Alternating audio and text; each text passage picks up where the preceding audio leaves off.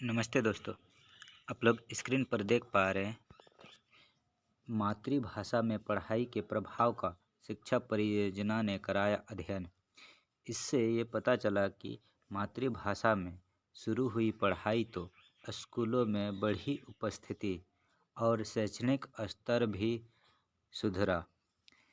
आप जानते हैं कि जितने भी बच्चे हैं वो अपनी मातृभाषा में उसका पकड़ अच्छी होती है, क्योंकि बचपन से ही वो अपनी मातृभाषा में शब्द सुनते आता, इसलिए वो किसी भी शब्द को जो अगर मातृभाषा में होती है तो वो अच्छे से समझ लेते हैं। समझने के साथ साथ वो मातृभाषा में वाक्य भी अच्छे से बना पाते हैं। इसलिए जितने भी प्राइमरी स्कूल है पूरे भारत में सभी जगह पर मातृभाषा में ही पढ़ाई शुरू कर देनी चाहिए। साथ ही मातृभाषा का विकास भी हो सकता है और जितने भी शैक्षणिक संस्थान हैं जहाँ पर बच्चे कम पहुँचते थे अब उनकी संख्या भी बढ़ेगी, क्योंकि बच्चों को अपनी भाषा में अच्छे तरीके से समझ में आता है, जिसके वजह से वो स्कूल जाने के लिए प्रेरित भी होते हैं।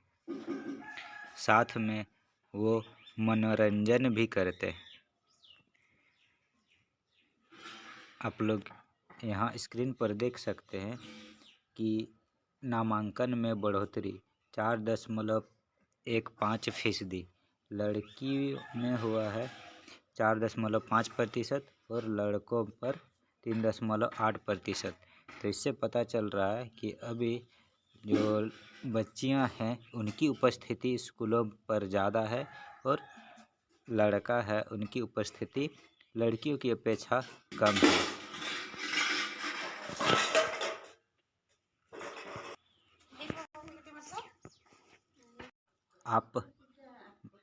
आप भली भांति जानते हैं कि प्राइमरी स्कूल पर अगर बच्चों की पढ़ाई मातृभाषा में नहीं होती है तो उनके अंदर कई सारी भ्रांतियाँ उत्पन्न होने लगती है, जैसे कि वो अपनी मातृभाषा में सेव पढ़ा था लेकिन वही दूसरी भाषा में जैसे कि अंग्रेजी में उन्होंने स्कूल में एप्पल सुना, तो वो उसके अंदर भ्रांतियाँ ये हो जाती है कि हमने तो सेव सुना था, ये एप्पल क्या होता है।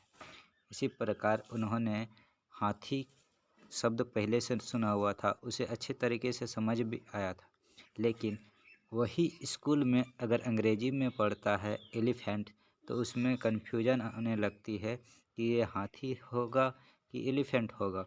तो इस तरह की कई समस्याएं बच्चों में देखने को मिलती है।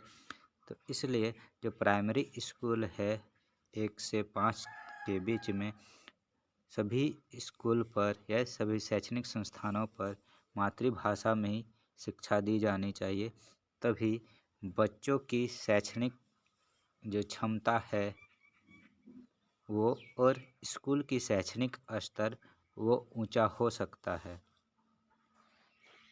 धन्यवाद।